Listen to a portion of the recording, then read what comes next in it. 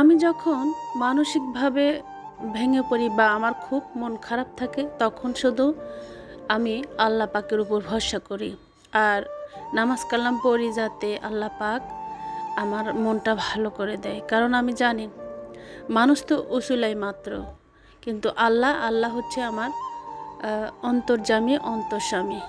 আল্লাহকে যদি মন থেকে কোনো কিছু আপনি চান তাহলে কখনো আল্লাহ তাআলা নিরাশ করে না, এটা একদম পরীক্ষিত। হ্যালো এভরিওয়ান, আসসালামু আলাইকুম। আমি বিডি ব্লগার স্বপ্না বলছি চট্টগ্রাম থেকে। কাছে দূরে দেশ এবং দেশের বাইরে থেকে যে যেখান থেকে আমার আজকের ব্লগটি দেখছেন, আশা করি আল্লাহর অশেষ রহমতে আপনারা সবাই ভালো আছেন, সুস্থ আছেন। আলহামদুলিল্লাহ, আমরা সবাই ভালো আছি। যেহেতু বৃষ্টি হচ্ছিল, তো বৃষ্টির মধ্যে খিচুড়ি খেতে খুবই ভালো লাগে, সেজন্য আজকে একটু খিচুড়ি রান্না করলাম। একদম ইজি ওয়েতে রান্না করেছি, শুধু ডাল দিয়েছি, তো ঝটপট করছি আর কি, আর কিছু করব না। ডিম সিদ্ধ করব। আসলে যত কম সময়ে নাস্তার আইটেম করা যায় তত কিন্তু ভালো, কারণ এখন তো একেবারে সময় মানে দিন রাত কীভাবে যে চলে যাচ্ছে মানে বলাই বাহুল্য। তো যাই হোক, আলহামদুলিল্লাহ আমার সকালের খিচুড়িটা কিন্তু কমপ্লিট। আর খিচুড়ি খাবো, আচার হবে না, সেটা তো হয় না। খিচুড়ির সঙ্গে আচার না থাকলে আসলে ভালো লাগে না। তো যাই হোক, আমি খিচুড়ি দিয়ে আচার খেতে খুবই লাইক করি, তো আচারটা নিয়ে নিয়েছি। আর চা তো থাকবেই, সকালবেলা চা না খেলে আসলে ভালো লাগে না। যেটা বলছিলাম, আসলে আজকাল অনলাইনে বা টিভির হেডলাইনে, মোবাইলে যখনই খুলি তখনই না মনটা ভীষণ খারাপ লাগে। কারণ কি জানেন, এই যে ছোট ছোট বাচ্চাদেরকে যে ধর্ষণ করা হচ্ছে, ধর্ষণ করার পর তাদেরকে আবার মেরেও ফেলা হচ্ছে, মানে এগুলো দেখে খুবই খারাপ লাগে। তো এগুলো দেখে না ভীষণ মন খারাপ লাগে। আমি বলি কি যে মানে খারাপ তো কাজ করে তারপরে আবার মেরেও ফেলা হয়। তো দিন দিন যে পরিস্থিতি, যেহেতু আমার একটি মেয়ে আছে, ছেলে আছে, সবারই মানে ছেলে মেয়ে সবারই আছে, একজনের ক্ষতি হওয়া মানে অন্যজনের ক্ষতি হওয়া, আমার কাছে না মনটা একদম কেঁপে ওঠে, খুবই খারাপ লাগে। আমি এগুলো একদম সহ্য করতে পারি না। আল্লাহকে বলি, আল্লাহ সবাইকে হেদায়েত নসিব করো আল্লাহ। তো আর কত কিছু যে দেখবো কে জানে, ভালো লাগে না আসলে, কি বলবো। কোনো সময় ভালো খবর তো শুনি না, সব সময় শুধু খারাপ নেগেটিভ খবরই মানে চোখের সামনে চলে আসে। যাই হোক, অনেক কথাই বললাম, অনেক ভারী ভারী কথা বলেছি।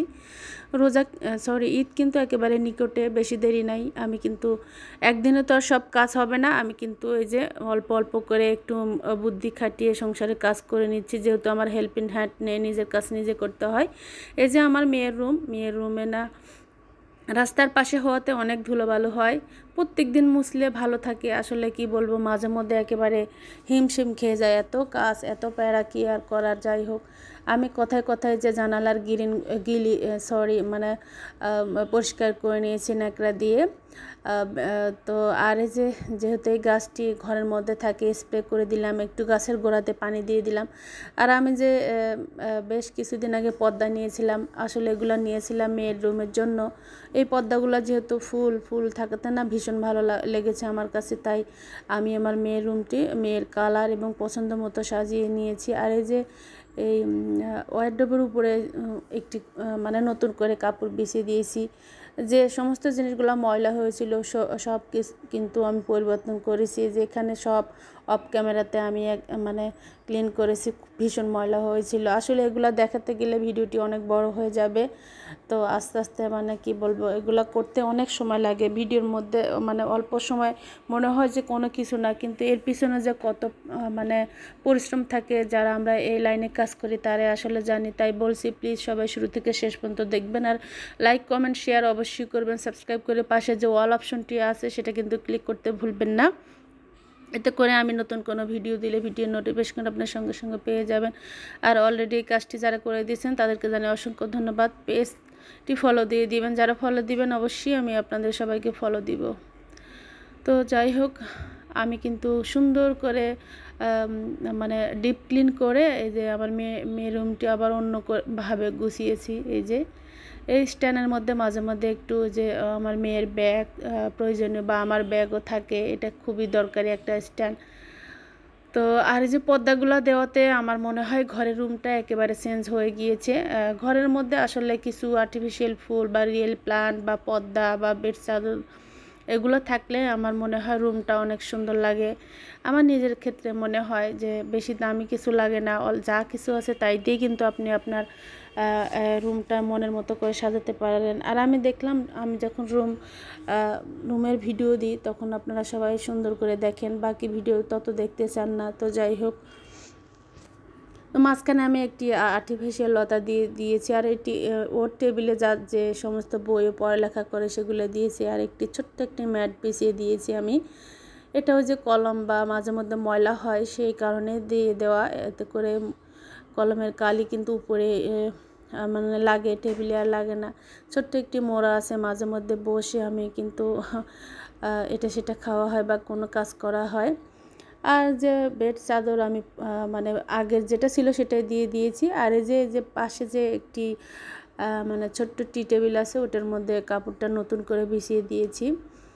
তো যাই হোক, তো কেমন হয়েছে আমার মেয়ের রুমটি সাজানো অবশ্যই কিন্তু কমেন্ট করতে ভুলবেন না। আর এই যে একটু বাইরে গিয়েছিলাম, হালকা পাতলা প্রয়োজনীয় জিনিস তো সবসময় লাগে। আয়না ভেঙে গিয়েছিল, তো আয়না না আসলে প্রচুর আয়না ভাঙে।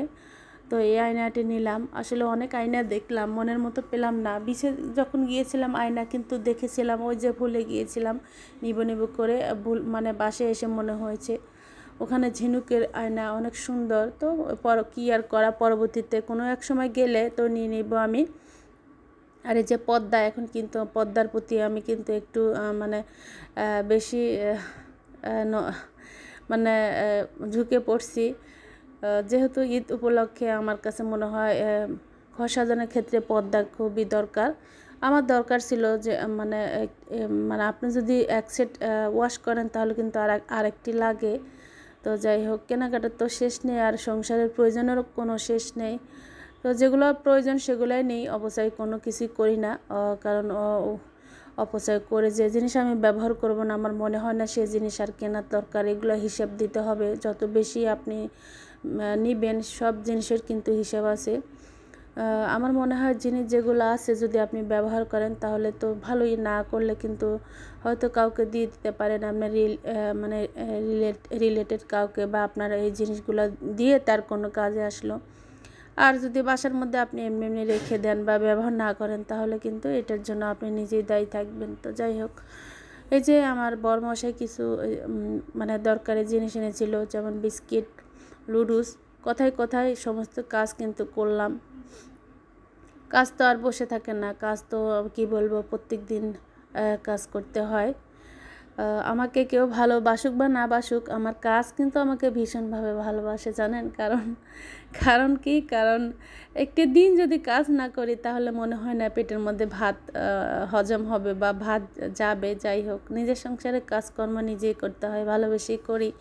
তারপরও মাঝে মধ্যে মানে মনে হয় যে যদি একটু আজকে যদি মানে একটু হালকা নিজেকে মানে ফ্রি রাখতাম, ভালো লাগতো। কি আর করা, উপায় তো নাই। যাই হোক, আল্লাহ পাক যেমন রেখেছেন শুকরিয়া, আলহামদুলিল্লাহ। আর এই যে কিছু আমি মশলা করেছিলাম ব্লেন্ডারে, তো সেগুলাই করে নিচ্ছি আমি। এরকম করে রাখলে যখন দরকার ঝটপট আপনি বের করে ব্যবহার করতে পারবেন। এর মধ্যে আদা রসুন আছে, জিরা, তারপর মিঠা জিরা, মানে একটু মশলা দিয়েছিলাম, দিয়ে আমি ব্লেন্ড করে নিয়েছি। শুধু আদা রসুন ভালো লাগে না, পেঁয়াজও আছে এর মধ্যে। আমি যে মশলাগুলো পাটায় আগে পিষতাম সেগুলোর কিছু অংশ আমি দিয়েছি।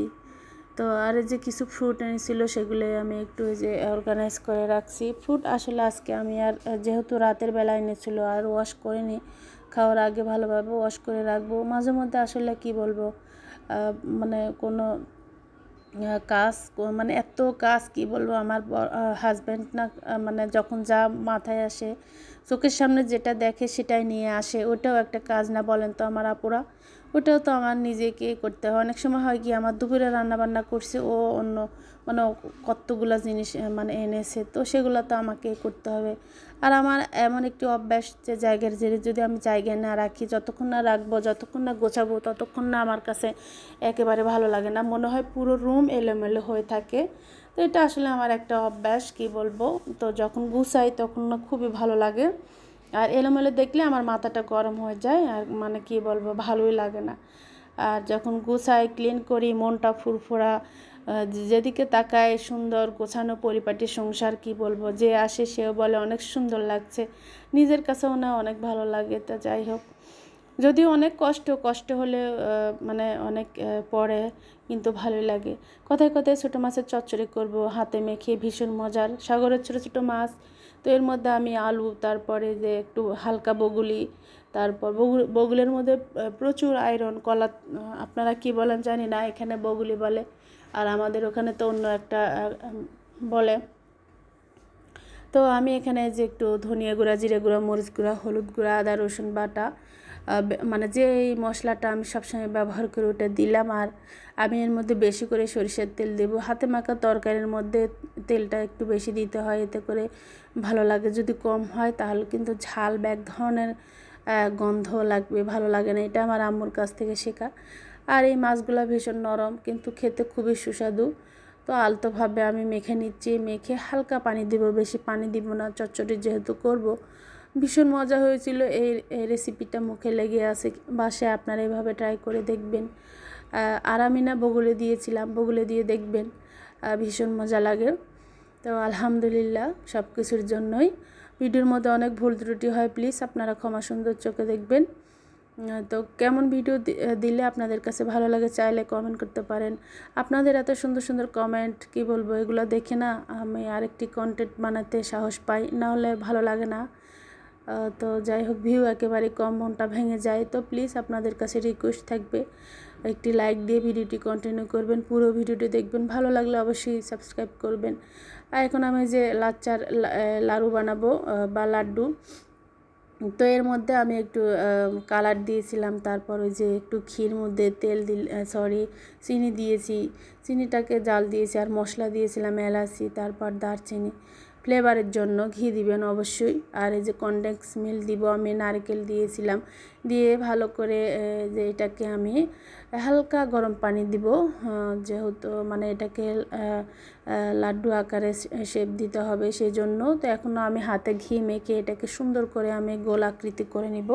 এই রেসিপিটা যে কোনো মেহমানের সামনে আপনারা যদি দেন, মানে বুঝতেই পারবে না যেটা নিজে বানিয়েছেন। ভীষণ মজার একটি রেসিপি, তো বাসায় একটিবার ট্রাই করবেন। নারকেল অবশ্যই দিবেন, নারকেল দিলে ভীষণ মজা হয়। কথায় কথায় ভিডিও শেষ পর্যায়ে চলে এসেছি। তো জানি না আপনাদের কাছে কেমন লেগেছে আমার আজকের ভিডিওটি, অবশ্যই কিন্তু একটি লাইক দিবেন। তো এটা ছিল বিকালবেলা একটু নাস্তা পানি করব আমরা। সবাই ভালো থাকবেন, সুস্থ থাকবেন, দেখা হবে, কথা হবে নতুন কোনো দিনে, নতুন কোনো গল্প কাহিনী নিয়ে।